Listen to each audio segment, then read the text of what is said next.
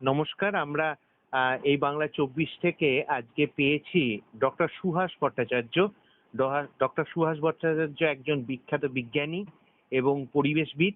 উনি কল্যাণী ইউনিভার্সিটি থেকে পিএইচডি করেছেন এবং পরবর্তীকালে বিদেশ থেকে ডিএসসি পেয়েছেন এবং ওনার প্রচুর গবেষণার বই আছে এবং গবেষণার কাগজপত্র যা দেশ বিদেশে সমাদৃত এবং ২৫টি ইন্টারন্যাশনাল পাবলিকেশন আছে ওনার বইয়ে এবং পরিবেশের ওপরে উনি আজও পর্যন্ত প্রতিনিয়ত এবং নিরলসভাবে কাজ করে যাচ্ছেন। সুহাসবাবু, আপনাকে স্বাগত জানাই এ বাংলা ২৪-এ।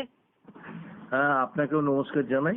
আচ্ছা সুহাসবাবু, আপনাকে আজকে একটা বিশেষ কারণে আপনার সাক্ষাৎকার নেওয়া, যে আমরা বিগত কয়েক মাস ধরে আমরা একটা প্যান্ডেমিক সিচুয়েশনের মধ্যে দিয়ে বসবাস করছি এবং আমরা বুঝতে পারছি না যে কোনটা সত্য কোনটা মিথ্যে। আদৌ কিছু মানুষ যেগুলো বলছেন, অনেক মানুষ সেগুলোকে নিয়মের মধ্যে আনছেন এবং সেটা কিছু ক্ষেত্রে দেখা যাচ্ছে যে কিছু ক্ষেত্রে গুজব, আবার কোনটা সত্য যেটা আমরা বুঝতে পারছি না। এই করোনা ভাইরাস আমাদের এই জীবনটাকে একটা একটা স্থবির করে দিয়েছে। এই করোনা ভাইরাস কি এবং কেন, কিভাবে এসছে, এই বিষয়ে আপনি আলোকপাত করেন। ধন্যবাদ।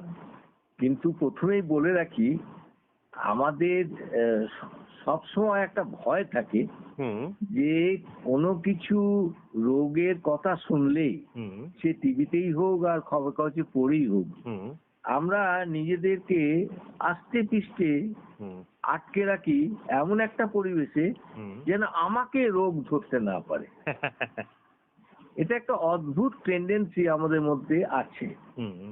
কি শিক্ষিত কি অশিক্ষিত সকলেই সংবাদগুলোকে বা যেগুলো খবরের কাগজে ওরা পড়ে, মনের মধ্যে একটা আতঙ্কের সৃষ্টি করে।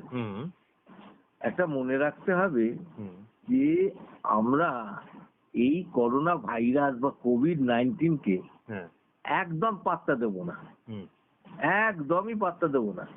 শুধুমাত্র আমরা নিজেদের যে ভেতরের যে রেজিস্ট্যান্স পাওয়ারটা মানে অনাক্রমতা বা লড়াই করার শক্তি, সেইটাকে বাড়িয়ে যাব।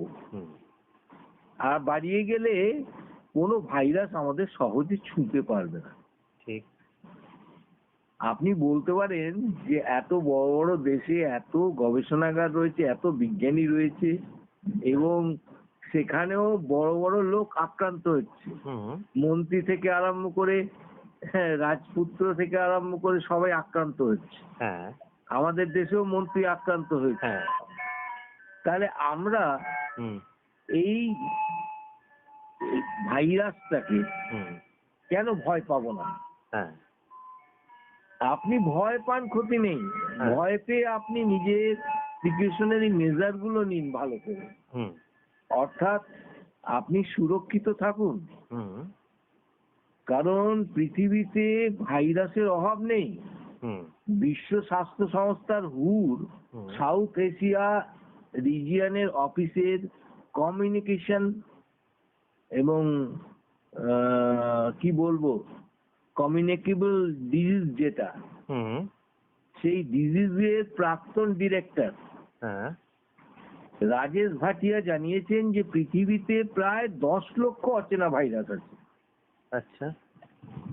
1-100 নয়, 10 লক্ষ। আর আমি একটা কথা বলে রাখি, ভাইরাস সম্বন্ধে সাধারণ লোকের কোনো ধারণাই নেই। ভাবে এই প্রাণী বা পোকা এইরকম টাইপের কোনো কিছু জিনিস। আসলে ভাইরাসটা হচ্ছে জীব আর জ্বরের মাঝখানের বস্তু। একদম মোদ্দা কথা শিখে রাখতে হবে যে সজীব কোষের বাইরে এরা ক্রিস্টাল, চিনির যেমন দানা হয় সেই রকম দানা। আচ্ছা। যেই সজীব কোষের ভেতরে এলো, সঙ্গে সঙ্গে বংশবৃদ্ধি আরম্ভ করলো। আচ্ছা। আপনি বলবেন তাহলে বংশবৃদ্ধি করছে, তাহলে প্রাণী বলবো না কেন? না, তার কারণ হচ্ছে এদের তো মডার্ন নিউক্লিয়াস বলতে কিছু নেই। এদের নিউক্লিয়েট পার্টিকেল রয়েছে, অর্থাৎ নিউক্লিক অ্যাসিড রয়েছে, তার নাম আরএনএ। আচ্ছা রাইবোজ নিউক্লিক অ্যাসিড। আচ্ছা আমাদের শরীরে তো ডিএনএ আছে, এবং মনে রাখতে হবে ডিএনএটা ডাবল হেলিক্যাল, আরএনএটা সিঙ্গেল হেলিক্যাল। আচ্ছা। অর্থাৎ ডিএনএটা মইয়ের মতো, আর মইয়ের একদিকের বাঁশ খুলে নিলে যা থাকে সেটা আরএনএ। আচ্ছা তো এইরকম অবস্থায় এই যে একটা কি বলবো অনেক পুরনো একটা জীব আর জড়ের মাঝখানের বস্তু, হ্যাঁ সেটা তার রাজত্বটা ঠিক বজায় রেখেছে। আচ্ছা 10 লক্ষ অচেনা ভাইরাসের মধ্যে চিহ্নিত হয়েছে 260টি। হুম প্রতি বছর 5টি নতুন রোগের জন্ম হয়, আচ্ছা যার মধ্যে 3টি কোনো না কোনো প্রাণী থেকে আসে। আচ্ছা আবার মানুষের প্রাণীবাহিত রোগের পরিমাণ প্রায় 60%, মানে 60%। আচ্ছা এখন প্রাণীবাহিত রোগ তার মানে ধরুন মাছি হুম বহন করে নিয়ে আসছে, মশা হুম বহন করে নিয়ে আসছে। হুম ধরুন মশা যদি এরকম আমাদের ম্যালেরিয়া সৃষ্টি করে, হুম প্লাজমোডিয়াম ভাইভেক্স আমাদের শরীরে তৈরি হয়, হুম এটা মানে এই মশার দ্বারাই সম্ভব। আবার তা আবার স্ত্রী মশা। হুম কমপক্ষে 25টা ভাইরাসের প্রজাতি কোনো না কোনো রোগের জন্ম দিচ্ছে। হুম গত 4 দশক ছিল ভাইরাসের দশক, আচ্ছা তার মানে 40 বছর। হ্যাঁ বিগত 40 বছরে নতুন 18টি প্যাথোজেনকে চিহ্নিত করা হয়েছে। আচ্ছা 12টি নতুন ভাইরাস কোনো না কোনো জন্তুর থেকে এসছে, হ্যাঁ যারা বিশ্বে মহামারী সৃষ্টি করতে সক্ষম। আচ্ছা এর মধ্যে নোবেল করোনা ভাইরাস, যার জন্য আপনি আমার সাথে কথা বলছেন, হ্যাঁ এই নোবেল করোনা ভাইরাসও আছে। হ্যাঁ আপনি জানতে চাইছিলেন করোনা ভাইরাসটা কি? হ্যাঁ এটি একটা ল্যাটিন শব্দ, যার অর্থ হচ্ছে সৌর পুষ্প মুকুট। আচ্ছা কারণ করোনা হচ্ছে সূর্যের বাইরের দিকে ছটা। হ্যাঁ আমরা ছট পুজো করি না, হ্যাঁ ভোরবেলা সূর্য উঠে সূর্যের প্রণাম করছে, সেই ছট পুজো আমরা করি তো হিন্দুরা। হ্যাঁ তো ওই গঙ্গার ধারে গিয়ে এই সূর্যের যে পুজো হয়, তার মানে প্রথম সূর্যটা উঠছে, তার যে রশ্মি, হ্যাঁ সেগুলোকে আমরা ছটাই বলি। আচ্ছা এগুলোর ইংরেজি নাম করোনা। আচ্ছা আর কোভিড-19 এখানে একটা প্রতীকী নাম। হ্যাঁ করোনার কো হ্যাঁ অর্থাৎ সিও, হ্যাঁ ভাইরাসের ভাই হ্যাঁ অর্থাৎ ভিআই, হ্যাঁ আর ডি মানে ডিটেক্টেড, আচ্ছা ড্যাশ হচ্ছে সময়ের সংখ্যা, আচ্ছা অর্থাৎ ড্যাশ একটা দিচ্ছি আর তারপরে 19 লিখছি বা 19 লিখছি, হুম মানে 2019 সালে চিহ্নিত হয়েছে ডিটেক্টেড, হুম এবং ডিটেকশনের জন্য সময় লেগেছে 2019 সাল। হুম এটা ডিটেক্টেড হয়েছে, চিহ্নিত হয়েছে রোগ সৃষ্টিকারী মারণ ভাইরাস হিসেবে। হুম কিন্তু এটাই কি প্রথম? এর আগে সার্স ভাইরাস এসছে, আচ্ছা মানুষের অনেক মৃত্যু হয়েছে।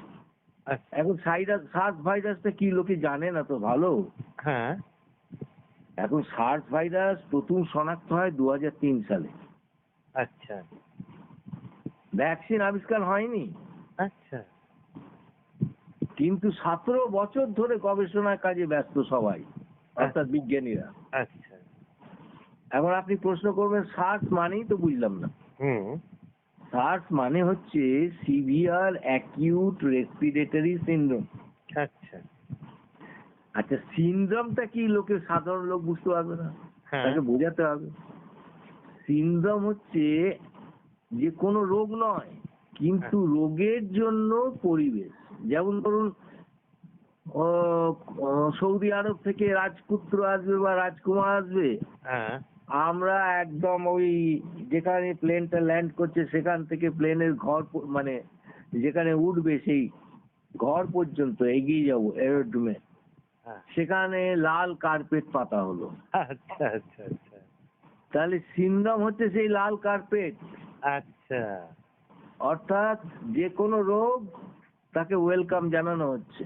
আচ্ছা তো সিভিয়ার অ্যাকিউট রেসপিরেটরি সিনড্রোম, হুম এইডস এর ক্ষেত্রেও দেখবেন এস আছে, হুম এটা সিনড্রোম।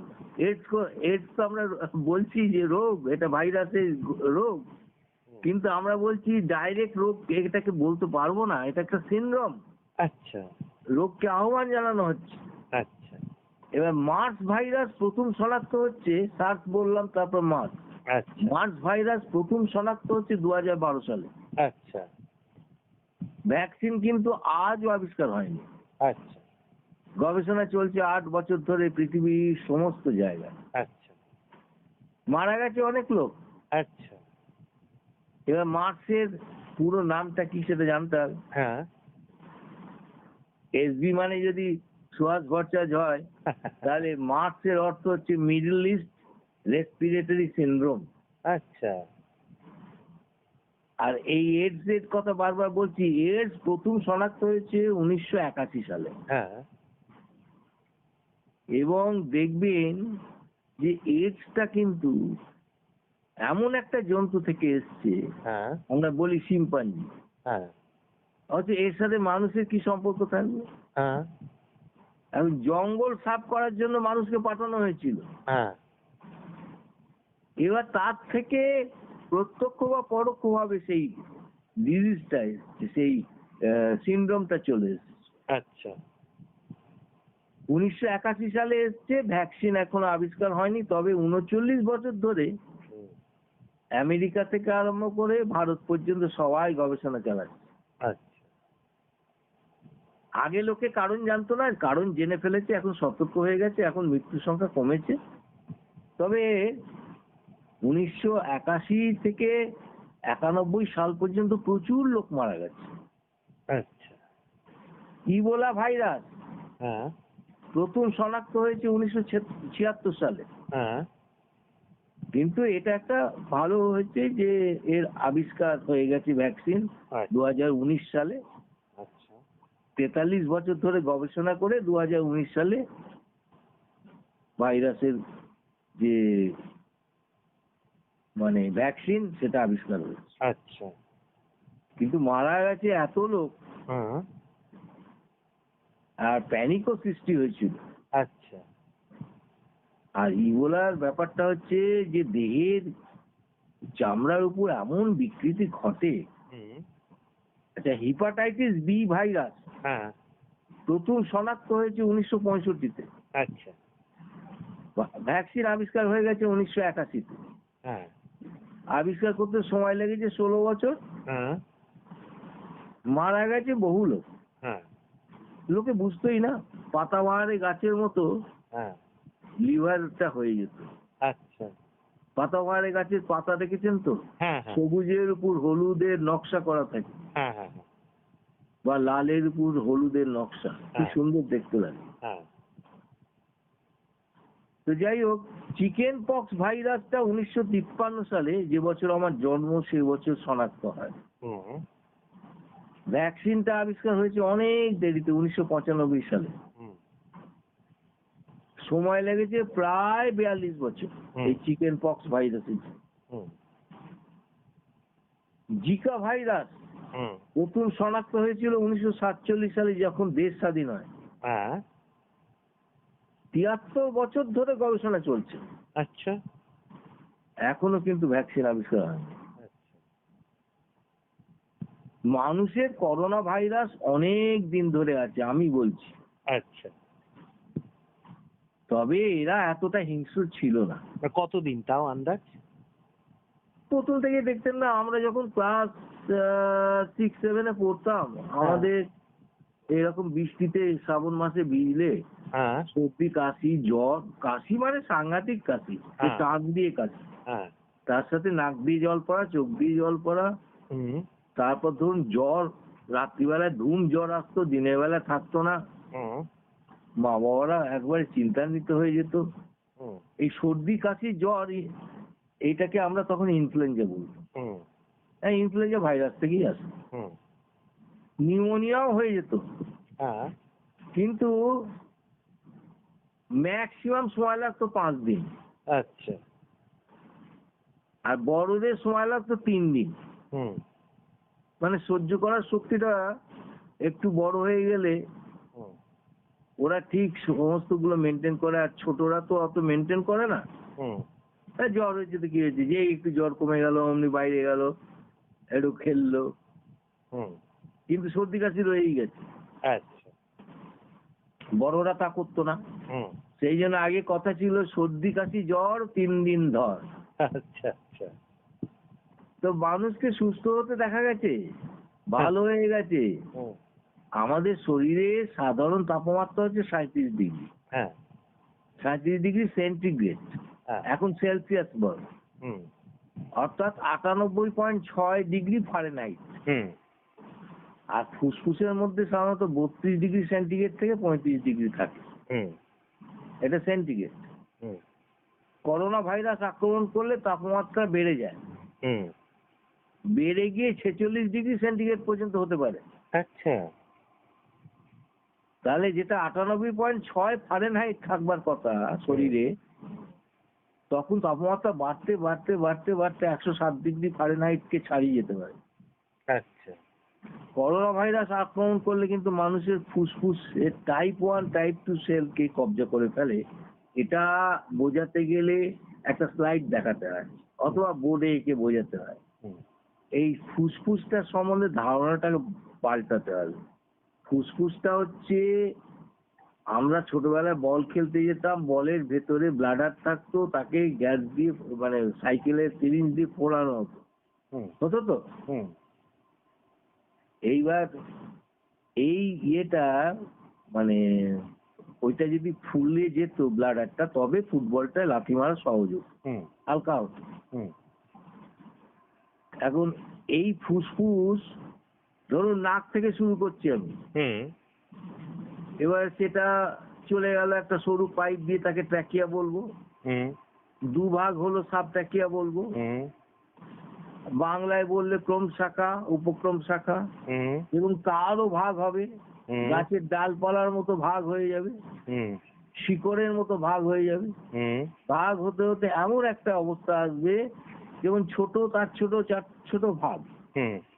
আর আমাদের যে শিরা ধমনী রয়েছে, হুম। এরা তাদের ধমনী উপধমনী, মানে আমরা যেটাকে আর্টেরিয়ল বলি, সেই তার শাখা প্রশাখা, একদম সূক্ষ্ম শাখা, হুম। ভেনিউল আর্টেরিয়ল, তারা সব ওই গামছার সুতোর মতো একটা ভার্টিক্যালি আর একটা লংজিটিউডিনালি আসে, হ্যাঁ। এসে একটা জায়গা তৈরি করে, সেই জায়গাটাকে আমরা অ্যালভিওলাই বলি। আচ্ছা। এখন এই যে ভাইরাস নাকের ভেতর দিয়ে চলে গেল বা মুখের ভেতর দিয়ে চলে গেল, হুম। আলটিমেটলি তো ওরা ওখানে অ্যালভিওলাইতে পৌঁছাবে। হুম। এবং সেই অ্যালভিওলাইটা কল্পনা করুন গোল গোল বলের মতো, আচ্ছা। ওই ছোটবেলায় গুলি খেলতাম সেরকম। হুম। সেগুলোকে পাথরের মতো শক্ত করে দেয়, আচ্ছা। ফলে শ্বাসকষ্ট আর বুকে ব্যথা হয়। আচ্ছা। তারপর আক্রমণ করে পাকস্থলী আর অন্ত্রকে, আচ্ছা। ফলে আমাশাও হতে পারে। আচ্ছা।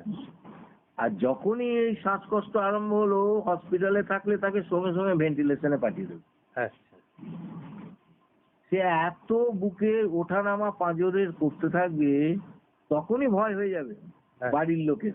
ডাক্তার ভয় পায় না, আচ্ছা। যে রোগী বলে আর বাঁচানো যাবে না। আচ্ছা। যদি তখনও পর্যন্ত আক্রান্ত ব্যক্তি লড়াই চালিয়ে যায়, হ্যাঁ। তবে করোনা ভাইরাস ধীরে ধীরে লিভার আর কিডনিকে ড্যামেজ করে দেবে, অর্থাৎ তাতেও খাওয়া বসাবে। আচ্ছা। ফলে কি হবে, তাকে ভালো ভালো খাদ্য দিলেও বমি বমি ভাব আসবে, খাদ্য গ্রহণ করবে না, আরো শারীরিক দুর্বলতা বেড়ে যাবে। তারপর চিকিৎসায় ভালো ফল না হলে খাবার রুচিও চলে যায়, হুম। কারণ খেতেই ইচ্ছে করবে না, খাবার দেখেই বমি বমি ভাব করবে, হুম। গা ঘোলাবে। হুম। তারপর যদি বা মুখে দেয়, এত ভালো করে রান্না চিকেন যদি মুখে দেয় একটুখানি, হুম। তাহলে সে বুঝতেই পারবে না, মনে হবে যেন এ তো কাদার মতো লাগছে, হুম। অথবা ওই গলা ভাতের মতো লাগছে, কোনো টেস্ট পাবে না। হুম। কারণ টেস্ট বার্ড গুলো ক্ষমতাও চলে যায় এই ভাইরাসের জন্য। আচ্ছা। তা আপনি বলছিলেন যে এই রোগটা বহুদিন ধরে ছিল এবং তার নাকি জেনেটিক স্ট্রাকচারটা আমি পরিবর্তন বলবো হয়েছে। বলবো হ্যাঁ। সার্সে 2002 সালে 4000 জন অ্যাফেক্টেড হয়েছিল, হ্যাঁ। মারা গেছে 10%, অর্থাৎ 400 জন। আচ্ছা। মার্চ এসছে মিডল ইস্ট থেকে। হ্যাঁ আমি আগেই মার্চের ইয়েটা বলে দিয়েছি, সংখ্যাটা বলে হ্যাঁ দিয়েছি। এবার মার্চ যদি মিডল ইস্ট থেকে এসছে, তার কারণ হচ্ছে মিডল ইস্ট রেসপিরেটরি সিনড্রোম, অর্থাৎ সেখানকার মানুষের শ্বাসকষ্টটাকে আমরা মার্চ বলছি। সেখানে মারা গেছে 2012 সালে 34% লোক। করোনা ভাইরাসের রিজার্ভার হোস্ট আছে। রিজার্ভার হোস্ট মানে কি? হোস্ট আর প্যারাসাইট কাকে বলে? হোস্টে আমরা যখন পড়েছিলাম তখন আমরা সেই ডেফিনেশনটা ইংরেজিতে এরকম ভাবে বলেছিলাম, the association between two organisms, MSc তে বলছে, when one obtains its nourishment and protection from other, whereas other gets nothing in exchange, the individual which is benefited is known as parasite, the individual which is always loser is known as host. তাহলে host Parasite রিলেশনশিপটা বুঝলেন? হ্যাঁ বুঝলাম। তাহলে corona ভাইরাসের reservoir host হচ্ছে বাদুড়। আচ্ছা। আর বাদুড়ের আপনি যদি লিভ টেলিকাস্ট বা কোনো ডিসকভারি চ্যানেল দেখেন, তাদের এই এক ঠ্যাঙে ঝুলে থাকা, দু ঠ্যাঙে ঝুলে থাকা, বা পাখার মধ্যে যে হাত পায়ে আঙুলগুলো আছে তা দিয়ে আটকে 4টে হাত পা হয়ে গেল সেরকম ভাবে আটকে থাকা, এবং তার সাথে সাথে তাদের যে রিপ্রোডাকশন, সেক্সুয়াল ইউনিয়ন, সে দেখলে আপনি অবাক হয়ে যাবেন। মানুষ বাদুড়ের এঁটো ফল খায়, বুঝতে পারে না। আচ্ছা। মুর্শিদাবাদে দেখবেন যে টাটকা খেজুরের রস বিক্রি করছে, নিজেরাও খাচ্ছে, কিন্তু এই রস কিন্তু বাদুড় এঁটো করে। আচ্ছা। ফলে ভাইরাস চলে আসার সম্ভাবনা 100%। যেহেতু ওরা দাঁত মাজে না মানুষের মতো। হ্যাঁ, ওটা আমি এর আগে বলেছিলাম যে কুকুর বেড়াল এই সমস্ত কামড়ালে কেন আমরা অ্যান্টি রেবিস ভাইরাস নিই, কারণ ওরা দাঁত মাজে না, আর ভাইরাস গুলো ওখানে সুখের সংসার বানায় আর। আচ্ছা। উট খেজুর পাতা খায়, তাতে বাদুড়ের বিষটা লেগে থাকে। আচ্ছা। ফলে উটের শরীরে করোনা ভাইরাস থাকে। আচ্ছা। আবার এখানে তো তাই দেখা যায় যে ঈদের আগে আমি দেখেছি অনেক উট আসে, এইসব তারা ওই এরকম খেতে দেয়। ছাগলকে দেখেছি যে ওই কাঁঠালের পাতা দেয়, সেরকম উটও এরকম খেজুর পাতা খুব চিবোয়, চিবোতে চিবোতে মুখ দিয়ে ফেনা গড়িয়ে পড়ে এবং মাঝে মাঝে রক্ত বেরিয়ে আসে, জিভ টিপ ক্ষত বিক্ষত হয়ে। ওরা একটা আলাদা স্বাদ পায়। সেই উটের মাংস খেলে COVID-19 হবেই। আচ্ছা। সিভেট ক্যাট বা গন্ধগোকুল আমাদের গ্রামে গঞ্জে পাওয়া যায়। গ্রামের লোকেরা মেরেও খায়। আচ্ছা। শুনেছি ওদের মুখে ওদের নাকি টেস্ট খুব ভালো। আচ্ছা। তাহলে বাদুড়ের মাংস খেলে এই COVID-19 হবে। উটের মাংস ও খেলেও ভাইরাস চলে আসবে। পিপিলিকা ভুক, প্যাঙ্গোলিন বলে, আচ্ছা, তাদের মাংস খেলেও হবে। তো গন্ধগোকুলের থেকে ডাইরেক্ট মানুষের দেহে আসছে, আমরা মাংস খাচ্ছি, সার্স ভাইরাস। প্যাঙ্গোলিনও আপনার সার্স ভাইরাস আসছে। উটের দেহ থেকে তো মাছ ভাইরাস আসছে, কারণ খেজুরের পাতা থেকে আসছে। এই যে ডাইরেক্ট বাদুড় থেকে না আসলে, ভায়া হয়ে আসলে, আমরা তাকে ইনডাইরেক্ট হোস্ট বলতে পারি বা ইন্টারমিডিয়েট হোস্ট বলতে পারি। হ্যাঁ, কিন্তু আমরা তো সাধারণত যারা রয়েছি তারা ধরে নিন এই 4টে মাংসই খাই না, তাহলে তাহলে এই যে এত লোক যে এফেক্টেড হচ্ছে, এই যে একটু আগে বলেছি ফল খাই, আমরা অত বিবেচনা করি না, ফলটা ধুয়ে নিয়ে খেলাম। আচ্ছা। কিন্তু তাতে কি আর গেল? আচ্ছা। তাহলে বাদুড় করোনা ভাইরাসের রিজার্ভার বা স্থায়ী জমা থাকার স্থান। আচ্ছা। তার থেকে গন্ধগোকুলও গাছে চড়ে থাকতে পারে যদি তারা বাদুড় ধরে খেতে পারে, ছোট বাদুড়, বা তাদের উচ্ছিষ্ট কিছু খায়, তবে তাদের দেহেও আসে, তাহলে এগুলো সব ইন্টারমিডিয়েট হয়ে যায়। আচ্ছা। তারপর মানুষ গন্ধগোকুল মেরে খায়, তার মাংস খেলে তাদের মানুষের শরীরে চলে আসে। আচ্ছা। তাহলে ইন্টারমিডিয়েট হোস্ট হলো গন্ধগোকুল। আচ্ছা। তবে তার আগে হোস্টের যে ডেফিনেশনটা আমি বলেছি সেটা মনে রাখতে হবে। হ্যাঁ। যে হোস্টের নিজস্ব কোনো লাভ হচ্ছে না, আচ্ছা ও জানতেও পারছে না যে করোনা ভাইরাস ক্যারি করছে। আচ্ছা। কিন্তু এইভাবে যে আমরা করোনা ভাইরাসে নিজস্ব থাকার জায়গাগুলো নষ্ট করছি, হ্যাঁ। অর্থাৎ আমরা বারবার হুম। তাদেরকে স্থানচ্যুত করছি, মেরে খাচ্ছি, তো তার মানে তাদের জায়গাটা নষ্ট হচ্ছে, তার মানে ইকোলজি নষ্ট হচ্ছে। হুম। ফলে তারা প্রাকৃতিক উপায়ে জেনেটিক অর্ডার পাল্টে ফেলে মারণমুখী হয়ে মানুষের শরীরে ঢুকে যাচ্ছে। আচ্ছা। এবং এইভাবে এই উটের শরীরে, গন্ধকুকুলের শরীরে ঢুকে যাচ্ছে, তাদের মাংস আমরা খাচ্ছি, প্যাঙ্গুলিনের শরীরে ঢুকছে, তাদের মাংস খাচ্ছি, ফলে মানুষের শরীরে এরা এসে যাচ্ছে আর মেরেও দিচ্ছে মানুষকে। হ্যাঁ। সব ক্ষেত্রে নয়, কিছু কিছু ক্ষেত্রে মানুষ ঠিক করোনা ভাইরাসের এই থাবাটাকে, হ্যাঁ। মানে থাবা লেগে অসুস্থ হয়ে গিয়ে ভালো হয়ে গিয়ে বাড়ি ফিরে আসছে। হ্যাঁ। করোনা একটা ভাইরাস তো, হ্যাঁ। এদের দেহে সাইটোপ্লাজম থাকে না, হ্যাঁ। এরা অকোষীয়।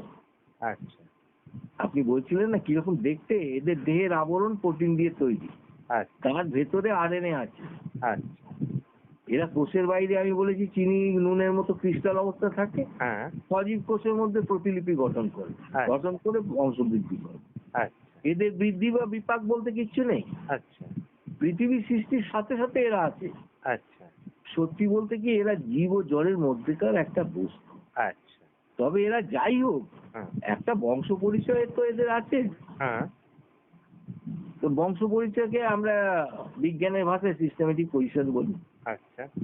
যেমন ধরুন, এদের পরিবারের নাম, মানে ফ্যামিলির নাম হচ্ছে করোনা ভিরিডি, মনে থাকবে, করোনা ভিরিডি। আচ্ছা এদের একটা বর্গ আছে, অর্ডার আছে, ফ্যামিলির পরেই অর্ডার বলি আমরা, আচ্ছা। জুলজিতে তাই বলে। এই অর্ডারের নাম হচ্ছে নিডোভাইরালিস। আচ্ছা। আর আবার সাব ফ্যামিলি আছে, উপপরিবার, আচ্ছা অর্থ করোনা ভিরিনি। আচ্ছা। তাহলে পর্বটা কি, ফাইলাম কোথা থেকে এসছে? হুম। ফাইলাম হচ্ছে ইনসার্টিসেডিস, হর্ষই দন্তন্য দন্তস্বয়কার র টয়েস, ইনসার্টিসেডিস, দন্তস্বয়কার ডয়সি দন্তস্ব, INCERTAEACDIS। আচ্ছা। বিজ্ঞানী অতনু বসুর নেতৃত্বে ন্যাশনাল ইনস্টিটিউট অফ ভাইরোলজি হ্যাঁ।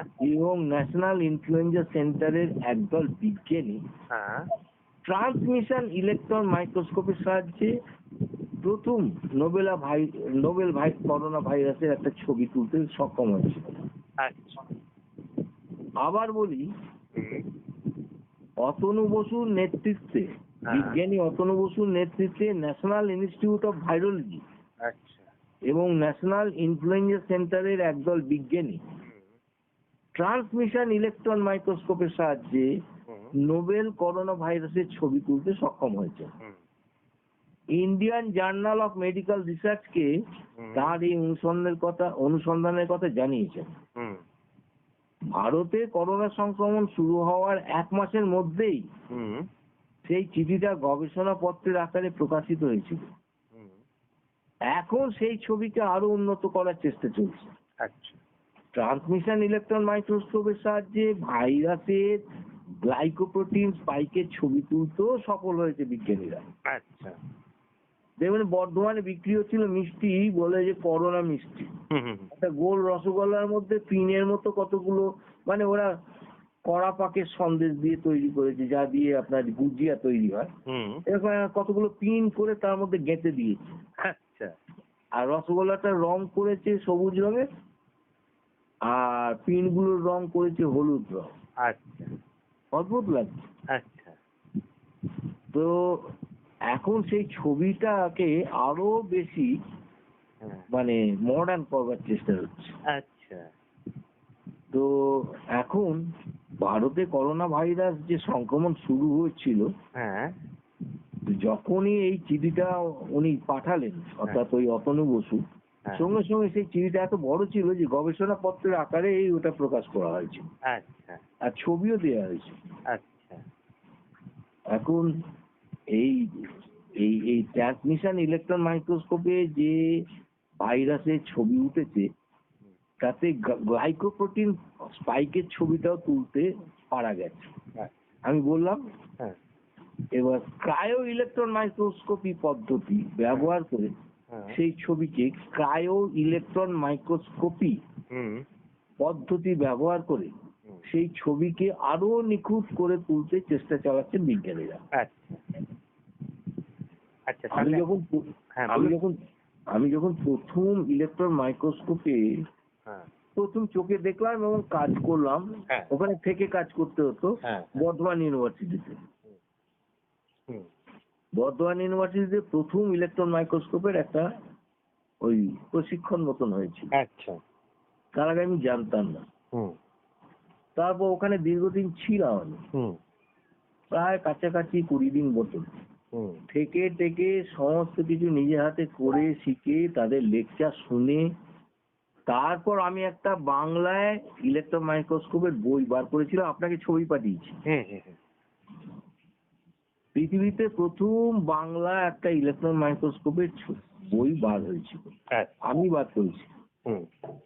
তো এখন কথা হচ্ছে, আপনার প্রশ্ন থাকতে পারে। না, আমার প্রশ্ন একটাই, সেটা আপনাকে বলি। সেটা হচ্ছে যে আজকে আপনি বলছেন যে ধরে নিন আরএনএ, তো আরএনএ শরীরে যখন ডিএনএ এর কাছে যাচ্ছে, বন্ধুত্ব করে তারপরে বাসা বেঁধে কাণ্ডগুলো করছে। তার মানে আরএনএ টা যখন ঢুকছে, তার মানে আমাকে ডিএনএ টাকে এনরিচ করতে হবে। মানে আমি পুষ্টিকর খাদ্য হোক কিংবা যেটার মাধ্যমে ডিএনএ টা এনরিচ হবে, যাতে ওই গরিব বড় লোকের যে ব্যাপারটা, মানে কনসেপ্টটা, যে ওকে পাত্তা না দেওয়া ব্যাপারটা, তা এই যে ডিএনএ কে এনরিচ করবে কিভাবে? এখানে একটা জানতে হবে যে দেখুন, আমরা সবসময় মানে টিভিতেও বলছে, এমনি প্রচারও চালাচ্ছে, অমিতাভ বচ্চনও বলছে, এরাও বলছে, মীরও বলছে যে সাবান দিয়ে হাত বারবার ধুতে বলা হচ্ছে। সাবান দিয়ে হাত ধুতে বলা হচ্ছে।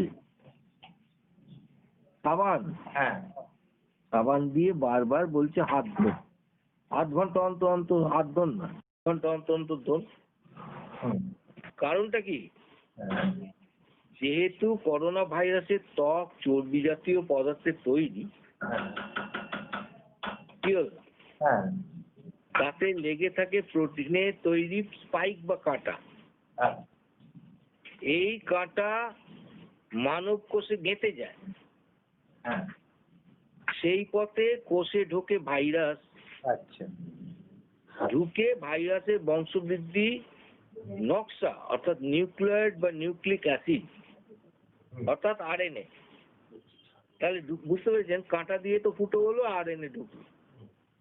সাবান দিয়ে হাত ধুতে বলা হচ্ছে কেন না, হাত ধোয়ার সময় অণুর যে ল্যাজগুলো ভাইরাসের তেলে ত্বকের দিকে আকৃষ্ট হয়, ত্বকের অংশ ভেঙে যায়। ওই যে আমাদের লিপিড রয়েছে না, ত্বকের অংশ ভেঙে যায় এবং স্পাইক খসে পড়ে। তার মানে কি, সাবান দিয়ে হাত ধুলে ওই তেলে জিনিসটা নষ্ট হয়ে যায়, ওদের দেহের বাইরে যে স্পাইক গুলো রয়েছে সেগুলো খসে পড়ে যায়, ফলে মানুষকে আক্রমণ করার শক্তিটাই হারিয়ে ফেলে, আর ওই চর্বিকে ঘিরে ফেলে সাবানের অণু, তৈরি হয় জলকণার একটা মাইসেল। ভাইরাসের শরীরের বাকি অংশ ধুয়ে সাফ হয়ে যায়। তাহলে কাঁটা ভেঙে গেল, বাকি অংশ ধুয়ে সাফ হয়ে গেল। 1897 সালে, আমি একটা কথা বলছি, 1897 সালে প্রায় ধরুন, ওটা কি মাস ছিল, ফেব্রুয়ারি মাসের প্রথম সপ্তাহ।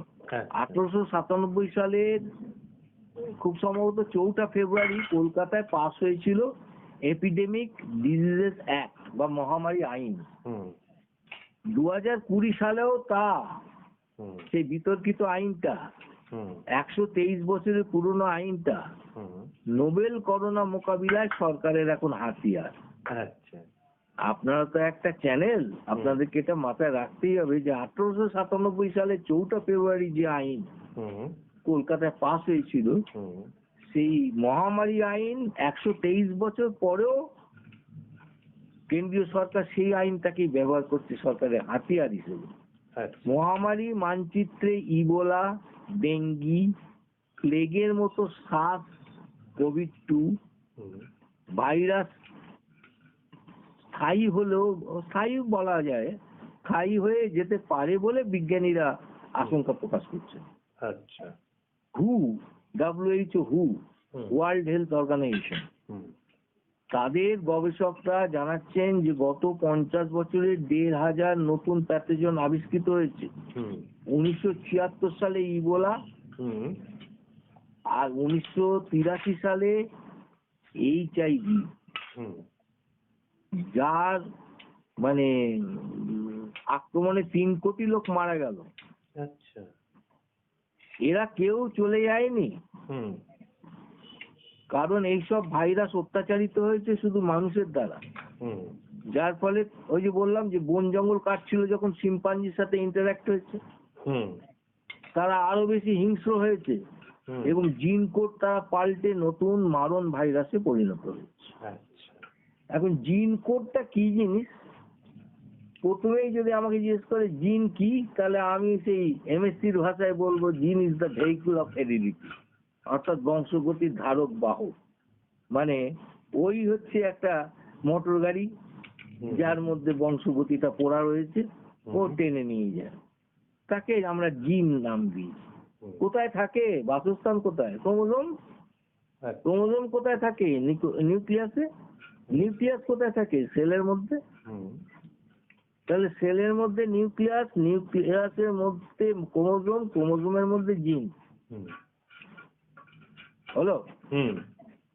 তার কোড, তাহলে জিন কিরকম কেমিক্যাল দিয়ে তৈরি বুঝতে পারছি। সেখানে পেন্টোজ সুগার থেকে আরম্ভ করে ফসফরিক অ্যাসিড থেকে আরম্ভ করে সব আছে। এখন সেটা দেখলে মাথা খারাপ হয়ে যাবে, বোর্ডে এঁকে বোঝালে বুঝতে পারতেন যে এই যে আমি ডিএনএ ডাবল হেলিকাল বলছি মইয়ের মতো, আর আরএনএ সিঙ্গেল হেলিকাল বলছি মইয়ের একটা বাঁশ, একদিকের বাঁশ খুলে নেওয়া, এই যে আমি বলছি এর মধ্যে একটা কারণও আছে। এগুলো কতগুলো কেমিক্যাল দিয়ে তৈরি, তাদের নাম হচ্ছে এ মানে অ্যাডিনোসিন, টি মানে থায়ামিন, সি মানে সাইটোসিন, জি মানে গুয়ানিন। এই এটিসিজি, এই এটিসিজি গুলো পরপর যদি সাজানো থাকে, আরএনএ এর মধ্যে টি নেই, থায়ামিন নেই, যার ফলে ইউরেসিল আছে আরএনএ এর মধ্যে, কিন্তু ডিএনএ এর মধ্যে তো টি আছে। দেখুন এত রকম মানুষ চারিত্রিক দিক থেকে বা শারীরিক দিক থেকে মানে বাহ্যিক অবস্থা থেকেও প্রায় সমান কেউ নয়, কিছু না কিছু পার্থক্য আছে। তো হলো কি করে, সব জেনেটিক কোড পাল্টে গেছে। কিভাবে না, ধরুন এটি এটি এটি এটি এটি করে 100টা রয়েছে, হ্যাঁ, এ তো বিরাট লম্বা জিন, মানে ক্রোমোজোমও তো আমাদের জিনটা মানে ধারণা করা যায় না কত মাইল লম্বা। আচ্ছা, তো এইটা এটি এটি এটি এটি করে ধরুন 100টা রয়েছে, পরে হঠাৎ একটা সিজি ঢুকে গেছে, তারপরে আবার এটি এটি রয়েছে। তো এরকম ছিল, হঠাৎ যখন মিউটেশন হলো, মিউটেশন মানে sudden change in the genetical constitution, তো মিউটেশন যেই হলো সঙ্গে সঙ্গে পাল্টে গেল। তাহলে ওখানে সিজি একটা ছিল, ওখানে সিজি দুটো ঢুকে গেল। এবার এইটা মইয়ের মতো যে আকারটার কথা কল্পনা করুন আপনি, ধরুন আপনার গেঞ্জির চেন দুদিকে দাঁতের মতো রয়েছে বা ব্যাগের চেন, একটা এরকম জিভের মতো বার করা রয়েছে, এরকম ভাবে টানছেন তো এই দুটো লেগে যাচ্ছে, এটাকে বলা হয় জিপার অ্যাকশন। আচ্ছা, এই জিপার অ্যাকশনটা আছে বলেই পাশাপাশি এ এর সাথে টি যুক্ত হচ্ছে, সি এর সাথে জি যুক্ত হচ্ছে, বা টি এর সাথে এ যুক্ত হচ্ছে, জি এর সাথে সি যুক্ত হচ্ছে। আচ্ছা, এই যে টেনে দেওয়ার ব্যাপার, সেটা একটা এনজাইমের কাজ।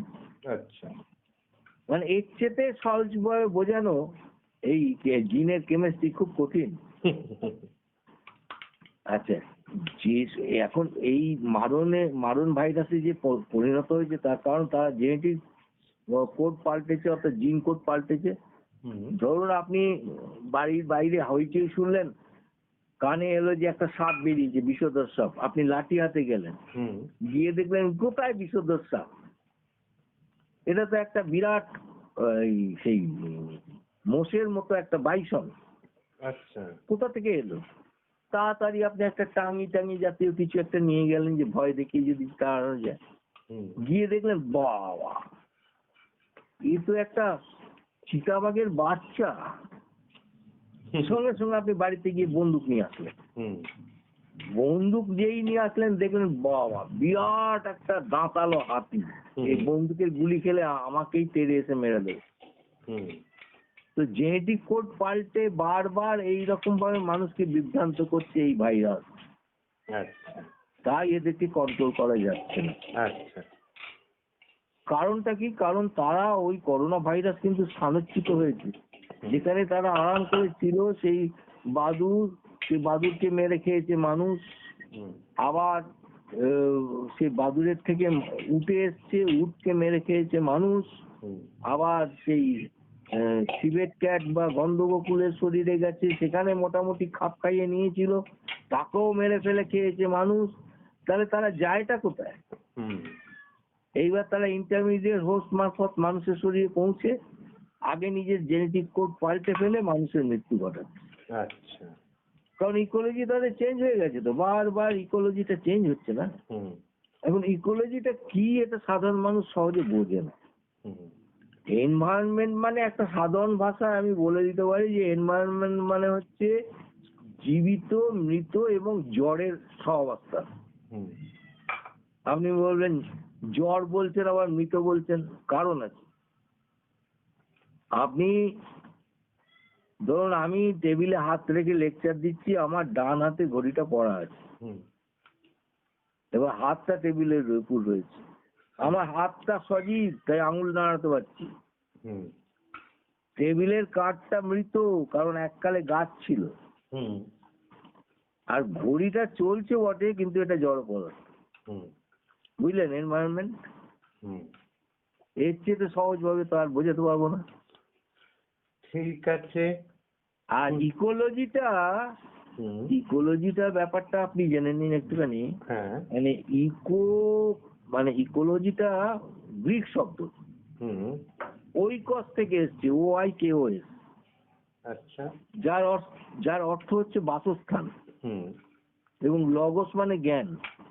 আচ্ছা, জার্মান বিজ্ঞানী বা প্রাণীবিদ যাই বলুন না কেন, আমার মতো প্রাণীবিদ্যা নিয়ে গবেষণা করেছে, তার নাম হচ্ছে হ্যাকর। 1866 সাল। আচ্ছা, তিনি ইকোলজিকে একটা স্বতন্ত্র বিজ্ঞান আখ্যা দেন। উদ্ভিদ ও প্রাণীর পারস্পরিক যে সম্পর্ক এবং পরিবেশের মধ্যে তাদের যে ইন্টারাকশন বা মিথস্ক্রিয়া, অর্থাৎ মাইক্রো এনভায়রনমেন্টের সাথে ম্যাক্রো এনভায়রনমেন্টের একটা ইন্টারাকশন, পৃথিবীর জলে, স্থলে, বাতাসে সমস্ত ভাইরাস, ব্যাকটেরিয়া, উদ্ভিদ, প্রাণী সমস্ত অস্তিত্বগুলোকে একসাথে জীবমণ্ডল বা বায়োস্ফিয়ার বলা হয়, সেখানে ইন্টারাকশন ঘটছেই। আপনি বলবেন কিরকম? ধরুন আমি টিচার, ক্লাসে ছেলে গন্ডগোল করেছে, আমি তাকে এই গ্রীষ্মকালে রোদ্দুরের মধ্যে বললাম যাও ক্লাসের বাইরে কান ধরে গিয়ে দাঁড়িয়ে থাকো। আচ্ছা, ও সেই রোদের মধ্যে দাঁড়িয়ে রয়েছে, 15 মিনিট হওয়ার পর দেখছি মুখ, চোখ, কপাল দিয়ে ঘাম পড়ছে। তা আমি বললাম যে বাহা, বেচারা ঘাম হচ্ছে, তুই বাবা ঘরে এসে বস। ঘরে এসে ফ্যানের তলায় বসলো, এই সরে যায় একটু, ফ্যানের তলায় ওকে বসতে দে। 10 মিনিটের মধ্যে ওর শরীর ঠান্ডাও হয়ে গেল, ফ্যানও মানে ঘামও ভ্যানিশ হয়ে গেল। এটাকে বলে রিয়াকশন, মানে ইন্টারাকশন। ইন্টারাকশন কিরকম না, মাইক্রোর সাথে ম্যাক্রো, মাইক্রো এনভায়রনমেন্টের সাথে ম্যাক্রো এনভায়রনমেন্ট। মাইক্রো কোনটা? মাইক্রো হচ্ছে সূর্যের তাপ, আচ্ছা, ফ্যানের হাওয়া, সব মাইক্রো। এগুলো সব মাইক্রো ডেটা রয়েছে। বৃষ্টিপাতও মাইক্রো, শিশিরও মাইক্রো।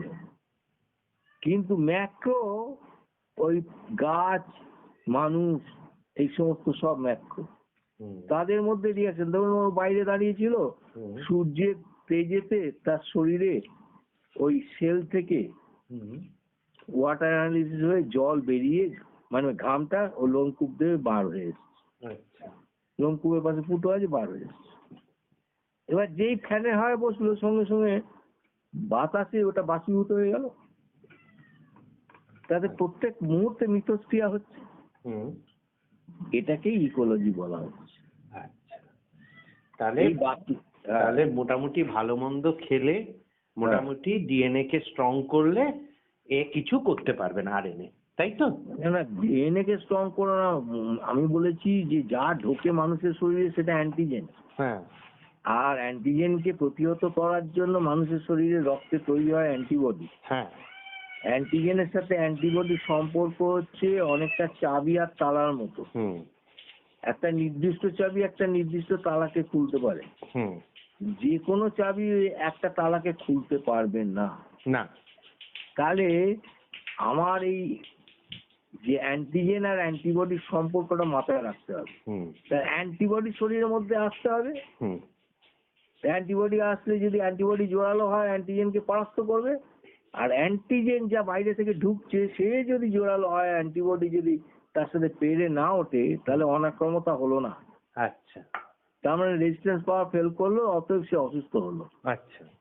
আর যদি ওষুধ বাইরে থেকে সাইড থেকে সাপোর্ট দিয়ে ওষুধ সাপোর্ট দিয়ে অ্যান্টিবডিকে জোরালো করা হলো, হ্যাঁ আমরা অ্যান্টিবায়োটিক খাই তো, এ জোরালো করা হলো, তাহলে বাইরে থেকে যা ঢুকেছিল অ্যান্টিজেন সে বেচারা ল্যাজ গুটিয়ে সোজা পালাবে।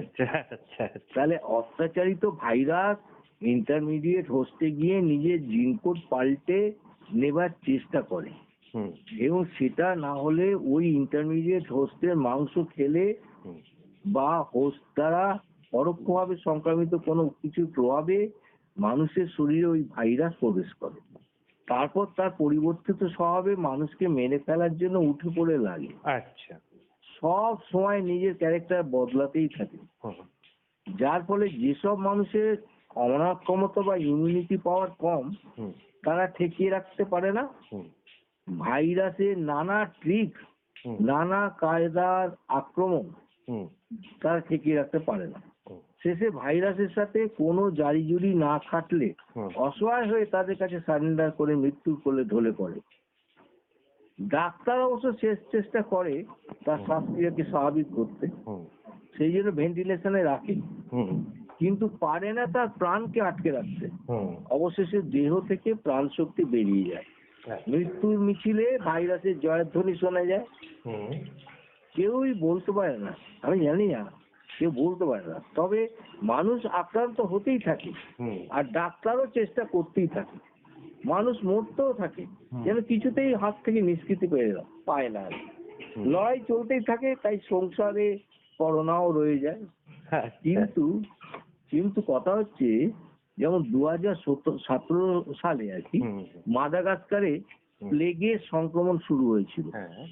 অল্প সময় 2500 জন আক্রান্ত হলো, অল্প সময় মারা গেল 209 জন, মানে কয়েক ঘন্টায়। বিজ্ঞানীরা এই বিষয়ে জানাচ্ছেন যে 2011 থেকে 2017 সালের মধ্যে বিশ্বের 172টি দেশকে ইবোলা, কলেরা, চিকুনগুনিয়া, নাম শুনেছেন? তারপরে yellow fever, Lassa fever, Zika, Nipah, meningitis, মোট 1307 বার মহামারীর সম্মুখীন হতে হয়েছে। আচ্ছা। শুধুমাত্র কলেরাই হয়েছে 308 বার। আচ্ছা। জিকা মেনিনজাইটিস হয়েছে 137 বার। এছাড়া চিকুনগুনিয়া 95 বার, টাইফয়েড 75 বার, ইবোলাও হয়েছে 22 বার। বাবা। এই তালিকায় নতুন সংযোজন হলো করোনা ভাইরাস সংক্রমণ। আচ্ছা। 2002 সালের নভেম্বর মাসে চীনের গুয়াংডং থেকে সার্স কোভের সংক্রমণ শুরু হয়েছিল। এবার 2003 সালের 5ই জুলাই বিশ্বজুড়ে সার্সের আক্রমণ থামার কথা ঘোষণা করেছিল, আর বলেছিল এটা একটা সতর্ক বার্তা।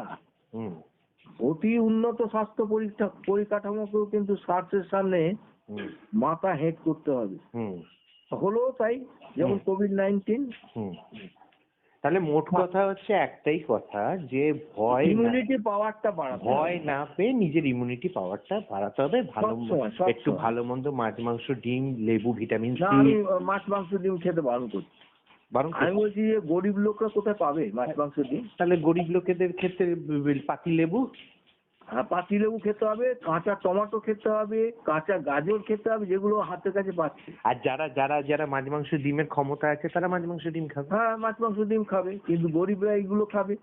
কারণ গরিব টমেটো খেলে কিছু হবে না। টমেটো যেগুলো একটুখানি গলা গলা হয়ে যায়, সেগুলো বাজারে দেখেছি ফেলেই দেয়, এক ঝুড়ি টমেটোই ফেলে দিল। আরে ওগুলো নিয়ে গিয়ে তুলে নিয়ে যাবে না, ক্ষতি কি আছে? আমি বলছি, বলতে খারাপ লাগে, কিন্তু কি করবো, দেশের যা কন্ডিশন। অধিকাংশ লোক তো আর বড় লোক নয়। তো এখন কথা হচ্ছে, ধরুন গ্রামেতে এখনো পর্যন্ত দুধটা পাওয়া যায়, গ্রামের টাটকা ফসলগুলো পাওয়া যায়। এই ধরুন মূলো, গাজর, বিট এগুলো পাওয়া যায়। এগুলো খেলে ক্ষতি নেই, এগুলোতে ইমিউনিটি পাওয়ার বাড়ে। আরে লেটুস শাক খাক না, ইমিউনিটি পাওয়ার বাড়বে। পালং শাক খাক না, ইমিউনিটি পাওয়ার বাড়বে। আর অত খাটতেও হবে না। আর ধরুন যাদের মাছ মাংস অনেকে আবার হাঁস মুরগি পোষে, তারা ডিম পেলে ডিম খাবে। এখন যারা এগুলো সহজেই পেয়ে যায়, মাংস মাছ, তারা কিন্তু ধরুন সবগুলো সোর্সই হচ্ছে কিন্তু গ্রাম। ধরুন ছাগল পালন করছে কিন্তু গ্রামবাসী, দ্বিতীয়ত হচ্ছে হাঁস মুরগি পালন করছে গ্রামবাসী 100 বার। এই সমস্ত গুলো ধরুন ওই পুকুরে জাল ফেলা, জাল টানা, মাছের চারা চারিদিকে কাঁটা দিয়ে ঘিরে রাখা, এই সব গ্রামবাসীরা করছে। তো সবগুলোই তো তারা করছে, তারা পাবে না কেন? ঠিক ঠিক ঠিক ঠিক ঠিক ঠিক শুধু ইমিউনিটি পাওয়ারটা বাড়িয়ে যেতে হবে, এটা মাথায় রাখতে হবে। ঠিক আছে, আমার কিছু করার ক্ষমতা নেই। ঠিক আছে। আমি এই প্রসঙ্গে একটা কথা বলছি। ডক্টর শুদ্ধসত্য সেন, ডাক্তার শুদ্ধসত্য সেন, উনি জিআই সার্জেন। আর ডাক্তার অরিন্দম বিশ্বাস মেডিসিন বিশেষজ্ঞ। আর একটা কথা সৌরভবাবু মাথায় রাখবেন, যে যারা ভালো হয়ে যাচ্ছে চিকিৎসা করে, তাদের রক্তের প্লাজমা কিন্তু খুব ইম্পর্টেন্ট। আচ্ছা, কিন্তু সঙ্গে সঙ্গে নয়, না পরে পরে পরে ব্যাপারটা, মানে এটা ভ্যাকসিন এর ক্ষেত্রে সেটা কাজে দেবে। হ্যাঁ, প্রতিষেধক তৈরি করতে কাজে লাগে। ঠিক আছে। আর একটা কথা আবারও হতে পারে, কিন্তু একবার কোভিড হয়েছে, সেটা হয়েছে জলপাইগুড়ি ক্ষেত্রে তো দেখছি তো, দু একটা জায়গায় হয়েছে। আর একটা কথা বলে রাখি, যে কোভিড হয়েছে, কোভিড-19 হয়েছে, অথচ উপসর্গগুলো মামুলি উপসর্গ। যেমন ধরুন মাথা ব্যথা, চোখ লাল হয়, জল পড়া, হাত পায়ের রং একটু ফ্যাকাশে হয়ে যাওয়া, ত্বকের রস বেরোনো, র্যাশ মানে হচ্ছে এই ফুটি ফুটি ফুটি ফুটি ঘামাচির মতো, বুকে চাপ লাগা ভাব, অল্প পরিশ্রমে হাঁপিয়ে যাওয়া, চোখের দৃষ্টি মিনিট খানেকের জন্য স্তব্ধ হয়ে যাওয়া, কথা বলতে অসুবিধা হয়, পেট খারাপ হওয়া, গলা ব্যথা, সর্দি, জ্বর ভাব। এইটা তো একটা, এই সিমটম গুলো যে বললেন, এগুলো দীর্ঘদিন থাকলে, মানে দিন 4-5 থাকলে তবেই সে টেস্টটা করাবে। না, এগুলো যখন থাকে তখন কিন্তু ভাইরাস আক্রমণ করেছে এটা কেউই বুঝতে পারে না। আচ্ছা, কিন্তু কিছু সিমটম নেই, অথচ কোভিড-19 বাসা বেঁধেছে, এইরকম লোক এখনো সমাজে প্রচুর রয়েছে। যেটা বললো না, কমিউনিটিতে ছড়িয়ে পড়েছে। কমিউনিটিতে এমন অনেক লোক রয়েছে যাদের জিভের স্বাদ গন্ধবোধ চলে গেছে, যাদের মাথা গা হাত পা ব্যথা রোজ সন্ধ্যেবেলা করে। ওই তাস খেলতে বসে একটু বিড়ি সিগারেট খেলো, চা খেলো, বাড়ি গিয়ে খেয়ে দিয়ে শুয়ে পড়লো। তো এইগুলো শুকনো কাশি, জ্বর ভাব, এগুলো প্রত্যেকেরই প্রায় থাকে, কিছু হয় না। কিন্তু কোভিড-19 যখন মারাত্মক আকার নেবে, তখন এগুলো আপনি যেটা বলছেন যে দীর্ঘস্থায়ী হলো, তার সাথে ধুম জ্বর শুরু হয়ে গেল। আচ্ছা, তখন আপনি বুঝতে পারলেন যেটা।